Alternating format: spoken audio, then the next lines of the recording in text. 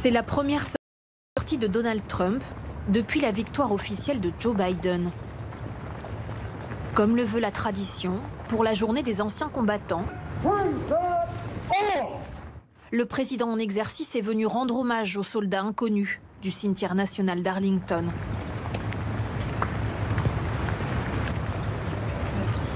Pas un mot, toujours sans masque, Donald Trump continue à honorer ses fonctions, comme si de rien n'était.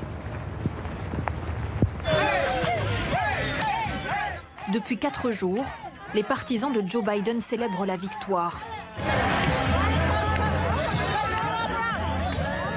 Devant la Maison Blanche, ils ont accroché cette pancarte sur laquelle on peut lire « Tu es viré ». Mais à l'intérieur de l'enceinte, l'équipe de campagne de Donald Trump ne l'entend pas de cette oreille. Cette élection n'est pas terminée, loin de là. Ce n'est que le début du processus avant d'obtenir un décompte fiable et honnête. Nous nous battons pour les droits de tous les Américains, pour restaurer leur confiance dans cette élection et dans celles à venir. Donald Trump conteste les résultats du scrutin. Selon lui, des milliers de votes par correspondance ont été détournés. Sur Twitter, il dénonce une vaste fraude et promet d'obtenir gain de cause. Nous allons gagner. Regardez les violations massives dans les décomptes. Et souvenez-vous que je vous l'avais dit, comme je l'avais fait concernant la découverte rapide d'un vaccin. Son fidèle ministre de la Justice a autorisé l'ouverture d'enquêtes sur d'éventuelles irrégularités lors du scrutin. Donald Trump fait appel à sa garde rapprochée.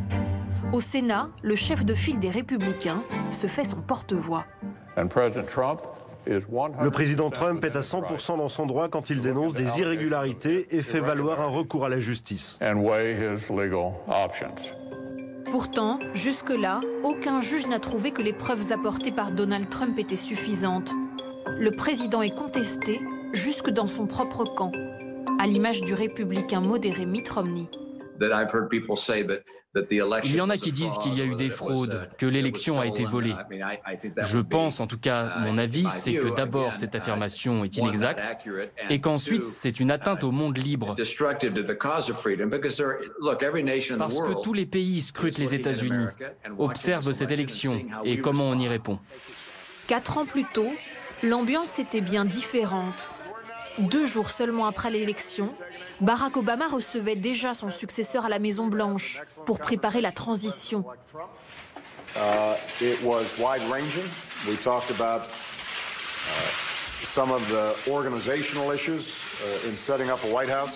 Cette fois, pas de passage de relais.